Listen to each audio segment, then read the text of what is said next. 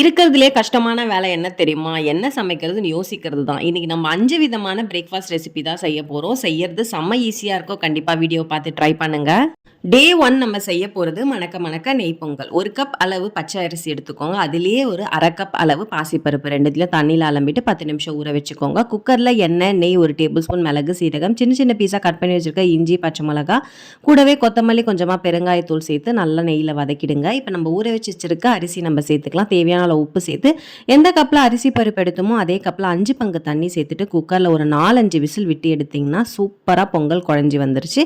நெய்யில் கொஞ்சமாக முந்திரி பருப்பு சேர்த்து நல்லா வறுத்து எக்ஸ்ட்ரா டாப்பிங்காக நம்ம சேர்த்து கலந்து விட்டோம்னா நெய் பொங்கல் ரெடி ஆயிடுச்சு. இந்த பொங்கலோட சாம்பார் சட்னின்னு உங்களுக்கு என்ன விருப்பமோ அதை வச்சுக்கலாம். நான் இன்னைக்கு வேர்க்கடலை சட்னி தான் வச்சுருக்கேன். டே 2 நம்ம பார்க்குறது ரொம்ப டிஃப்ரெண்ட்டான மெத்தடில் சப்பாத்தி வெஜிடபிள் குருமா. கோதுமை மாவில் எண்ணெய், நெய் போட்டு நல்லா பிசைஞ்சு 10 நிமிஷம் ஊற வச்சுருங்க. குக்கரில் 2 டேபிள் ஸ்பூன் எண்ணெய், 1 டேபிள் ஸ்பூன் சோம்பு, 1 வெங்காயத்தை சேர்த்து வதக்கிக்கோங்க. 2 தக்காளி சேர்த்துக்கலாம். கூடவே 1 டேபிள் ஸ்பூன் இஞ்சி பூண்டு பேஸ்ட் சேர்த்து ராஸ்மெல்லாம் போகிற வரைக்கும் நல்லா கலந்து விட்டுடுங்க. காரத்துக்கு ஏற்ப பச்சை மிளகா கட் பண்ணி வச்சுருக்க கேரட் பீன்ஸ், 1 டேபிள் ஸ்பூன் மிளகாய் தூள், அதிலே 1/2 டேபிள் ஸ்பூன் அளவு கரம் மசாலா, தேவையான அளவு உப்பு சேர்த்து எல்லாம் நல்லா ஒன்று சேர்ந்து வர வரைக்கும் மிக்ஸ் பண்ணுங்கள். காய் வேகிறதுக்காக நான் 1 டம்ளர் தண்ணி விட்டுக்கிறேன். அதுக்குள்ளே நம்ம தேவையான அரைப்பு அரைச்சிடலாம். 2 பீஸ் தேங்காய், ஒரு 10 முந்திரி பருப்பை மிக்ஸி ஜாரில் நல்லா பேஸ்ட்டாக அரைச்சி நம்ம இந்த குழம்பு கூட சேர்த்து நல்லா கலந்து விட்டுக்கலாம். 1 கப் ஃபுல்லாக கெட்டியான தயிர் எடுத்துக்கோங்க. அதிலேயே 1 கப் அளவு கெட்டியான பால் எடுத்துக்கோங்க.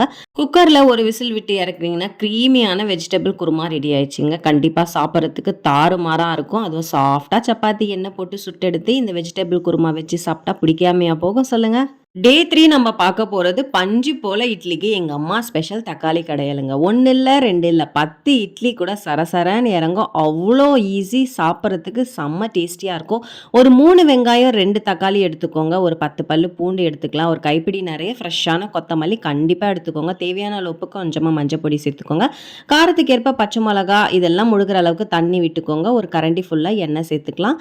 இது குக்கரில் வைக்க போகிறீங்கன்னா 2 விசில் விட்டு இறக்கிடுங்க. சட்டியில் வைக்க போகிறீங்கன்னா ஒரு 10 நிமிஷம் வேக வச்சு மத்தில் கடைஞ்சிக்கோங்க. அப்படி இல்லைனா மிக்சியில் 1 பல்ஸில் அரைச்சிக்கோங்க. தாளிக்கணும்னு கூட அவசியம் இல்லைங்க. அப்படியே சாப்பிடலாம். அவ்வளோ டேஸ்ட் அட்டகாசமாக இருக்கும்.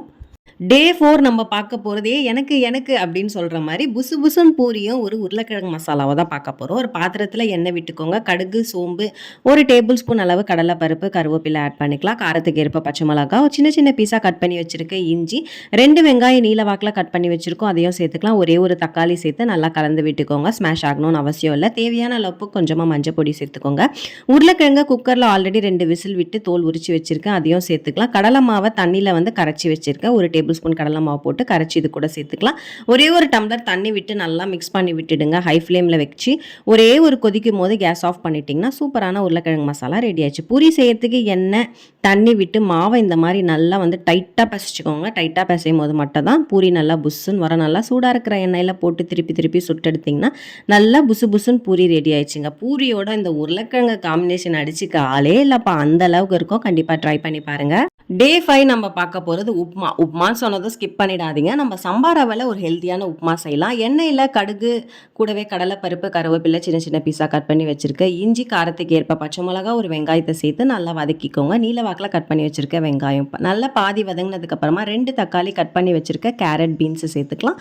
இதெல்லாம் நல்லா எண்ணெயில் கொஞ்சம் நேரம் வதக்கி விட்டுருங்க. தேவையான அளவு உப்பு சேர்த்துக்கோங்க. காய் வைக்கிறதுக்காக நம்ம தண்ணி விட்டுக்கலாம். எந்த கப்பில் நீங்கள் சம்பா ரவை எடுக்கிறீங்களோ அதில் 2 பங்கு தண்ணி விட்டுட்டு இந்த மாதிரி கொதிக்கும் போது நம்ம எடுத்து வச்சிருக்க கோதுமை சம்பா ரவையை நம்ம சேர்த்துட்டு நல்லா மிக்ஸ் பண்ணி விட்டுருங்க. இது அடிக்கடி மிக்ஸ் பண்ணணும்னு அவசியம் கிடையாது. லோ ஃப்ளேமில் வச்சு விட்டுட்டிங்கன்னா வச்சுக்கோங்க, அழகாக புத்து வந்துடும். அப்படியே மேலே கொத்தமல்லி தழையை தூவி இறக்கிட்டிங்கன்னா சூப்பரான சம்பா உப்புமா ரெடி ஆச்சுன்னா காம்பினேஷனாக இன்றைக்கி உடச்ச கடலை, தேங்காய், பச்சை மிளகா, கூடவே இஞ்சி, கொத்தமல்லி சேர்த்து அரைச்சி தாளித்து கொட்டி இறக்கியிருக்கேன். 2 காம்பினேஷனும் செம்ம தாறுமாறாக இருக்குங்க. கண்டிப்பாக ட்ரை பண்ணி பாருங்கள்.